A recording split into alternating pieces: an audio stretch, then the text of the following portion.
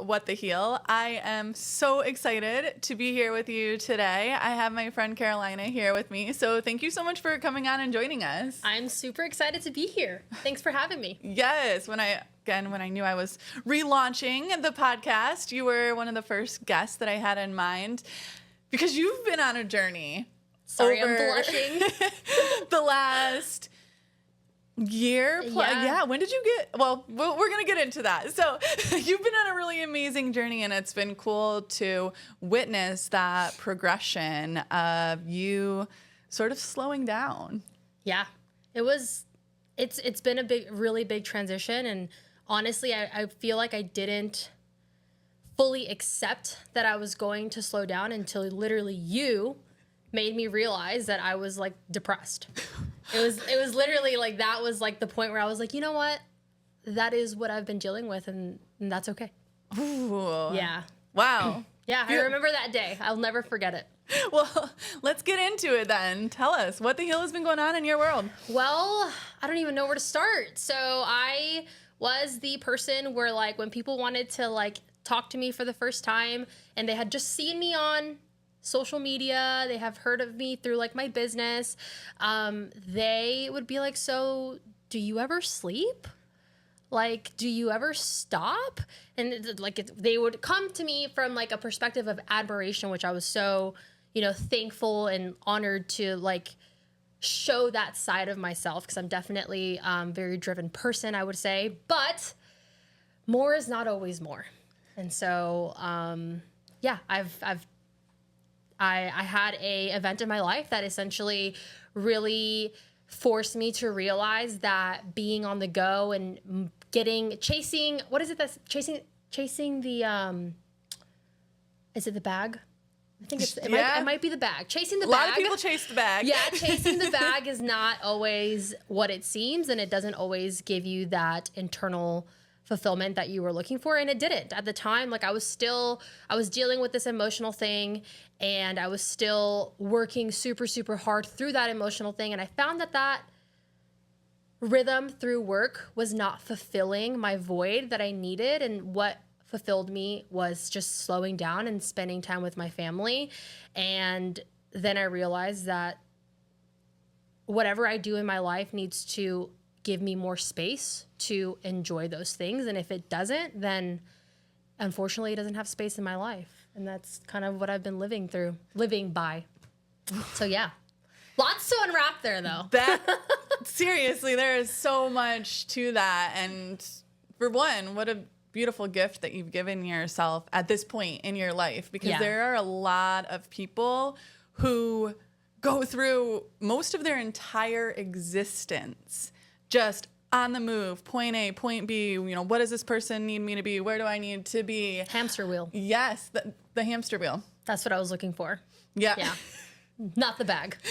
Chasing the bag on the hamster wheel to find it. And that's really what it is, because it's so often we get so caught up in like, what does the bag represent for me, right? And a lot of times people feel like, I don't know, more money equals more freedom, which is not always true, because it's not really what you make, it's what you spend. And so a lot of times when we're in that rat race, that hamster wheel, just going, we're actually like a lot of times spending within that time too. And then it's like, sure, we're working more and doing that, but it's all just to sustain this life that we're not necessarily feeling fulfilled and happy in. Unfortunately, a lot of times when we reach this financial success, we also start elevating our life. And a lot of people forget that as you start elevating your life, you have to keep maintaining that life, right? And I was really fortunate, actually, that through my brokerage, Momentum Realty, which I worked with for a while, and I still do, they instilled this mindset of you increase your income and you maintain your current lifestyle for a while until you are able to really know that you can increase your spending, and not put yourself in a position where now you have to like work and always do these things to maintain this lifestyle that you've now given yourself too soon. People do it too soon. There's nothing wrong with elevating your life. Just don't do it too soon. Yeah, exactly. And being mindful within that. There's this quote that's just coming to mind, and I'm trying to figure out exactly what it was. Speaking of that hamster wheel that people get stuck on, and it's like, are you a slave to your debt? And I was like, whoa, that is so powerful. You know, money can be very freeing. However, it can also get us caught in that race. And actually, the more that you have, sometimes the less that you have. I'm just laughing at this rap quote that also comes to mind. I think it was going Corrupt, on all the time. and he was like, if I gave a fuck about a bitch, I'd always be broke. And I feel like that goes to money too. Like when you care so much about it, a lot of times you never have enough of it. So no, for sure. A lot of people feel like they never have enough because more. You have this mentality that you need all these things to like be fulfilled in life. And like I always tell people, more is not always more. It just isn't. Unless it comes to the chickens. The chickens. Oh yeah. Chicken math is a real thing. Chicken math is a real thing. And that's actually where a lot of the slowing down, and I guess I would have to call it like crunchy, like lifestyle came into my life. Randomly, I just decided with a friend that we were going to get chickens. And at the time, like I was just interested in like trying new things because I was open to freeing up my time to do different things. And so we originally said we were only going to get 4. We walked out of the place with 12.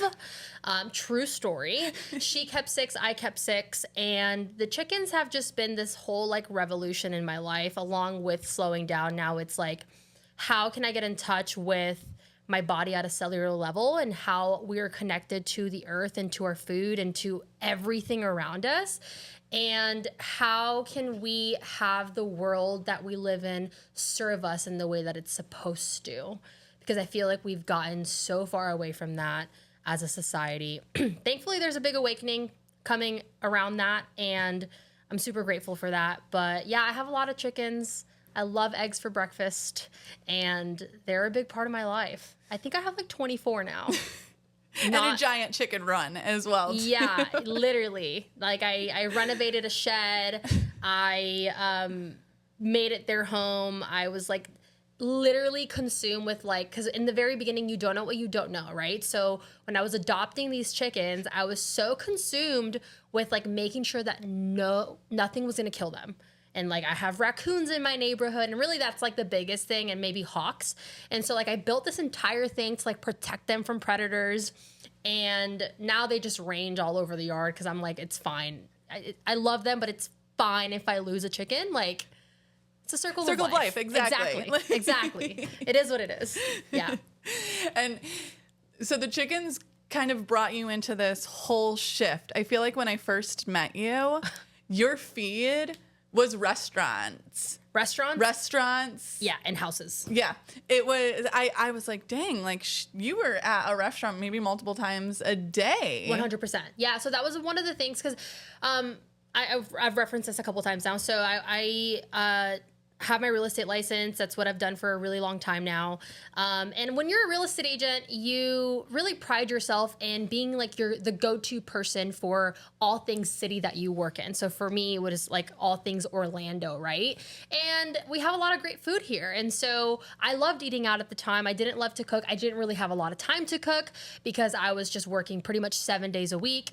And so I kind of was like, I'm already doing this thing. I'm already eating out. Let me make content around this to kind of create a conversation, show people that I know the area, show people great places to eat. I mean, who doesn't love to go out to eat and be served? And now I maybe eat out like once a week, and I was eating out 3 times a day. Breakfast, lunch, dinner, because I was always on the go.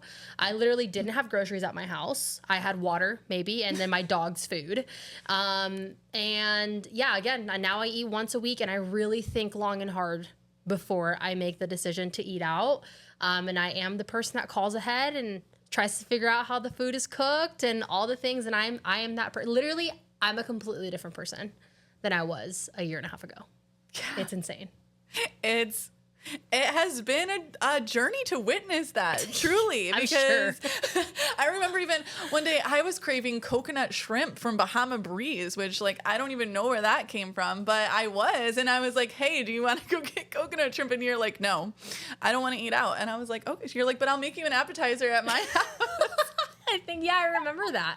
And I was like, awesome.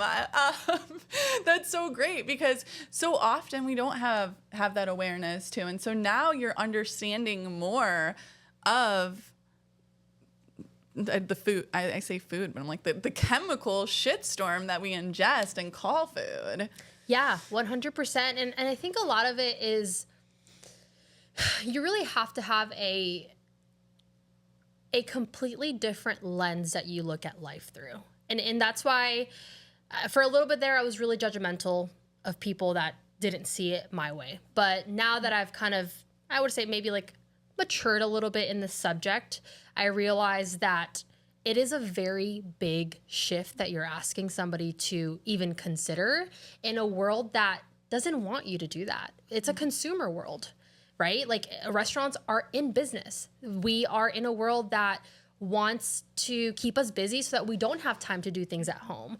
In a world that wants us to go to happy hour and just drink alcohol because we're so stressed from our work and from our lives. And I'm not here to shame that lifestyle at all. I mean, I was a very proud proponent of that lifestyle, but at the same time, looking at it from the lens of what is actually serving our body and how this decision, this is how I look at it, how this decision is going to affect my body at a cellular level is what I think about when I'm thinking about, okay, do I want to go have dessert? And there are some decisions that should be made through the lens of pleasure, right? 1,000%. Like sometimes I want to go on a date with my boyfriend and have a glass of wine, and I'm not going to like be mad at myself for that because I want to also enjoy life, but I want to be able to, and I actually said this to you recently and I felt like it was exactly what I've been looking for. I want to enable my body to be able to detoxify in the way that it's supposed to by giving it what it needs on a regular basis so that whenever I do decide to make a decision based on pleasure, I have the ability to handle that at a cellular level. And so when you dive into this world, I mean, I just said so many things, right? I talked about cells. I talked about like detoxifying. I talked about the food that you're eating and how it's being processed. So like you have to learn about so many different things to really understand this from such a big perspective.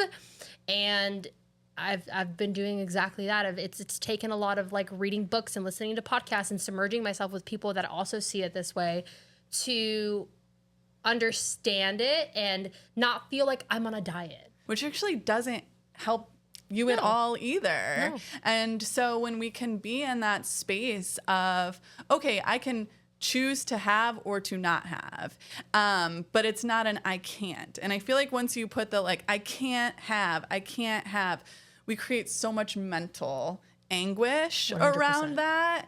And then it's like we're doing these things for our health, but we wind up actually boxing ourselves in, and then it's really unhealthy up here. So when we can be like, no, I think I told you, sometimes I want that red dye number 40 Dairy Queen cherry dipped cone. Like, please, you know, and it's not all the time. It's not like every single day, week, month, and sometimes maybe not even in the year. But when I make that conscious decision that is the pleasure that I want, you know, I can eat that and I can enjoy it. Yeah. Where once upon a time, and I think this happens when you first get started on the journey, you put yourself into that. I shouldn't do that. I can't do that. Like, oh my gosh. And we're all here. We're existing in this planet. And so for sure. And I've listened to a podcast, and I can't reference it because I don't remember, but essentially they talked about if you eat this thing with this guilt mindset around it, it actually does your body worse. 1,000%. I felt that. Yeah. So like your relationship with whatever the decision is also going to impact its effect on your body. It's crazy how it all works. Yeah. Everything's connected. Everything's connected and everything is cells. And that is once you start to dive into that, cells are like one of my favorite subjects to learn about and to talk about because they are so freaking amazing. Like, people don't realize, and a cell, like, you don't see it. Like, so something that small, that is that powerful, that is literally the building block for our entire existence. And that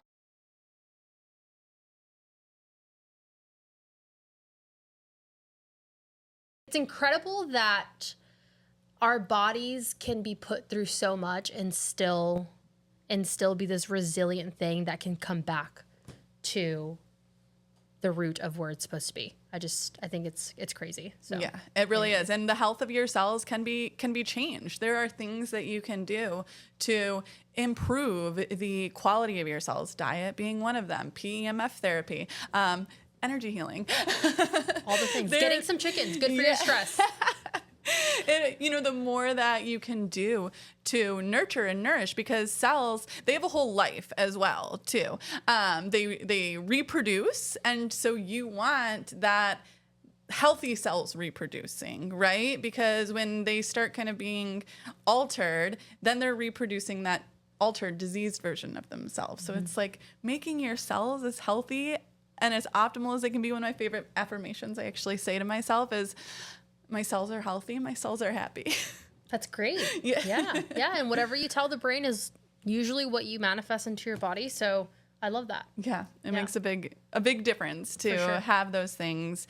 So before we wrap our conversation up, what is something that you want to leave the listeners with? Wow, that is such a hard question. It's not. So what I would say is, if anything that I kind of touched on today was interesting to you, or you were like, I've kind of heard about that and maybe I want to implement some of these things, it can be extremely overwhelming to get into this world. And I felt that way too.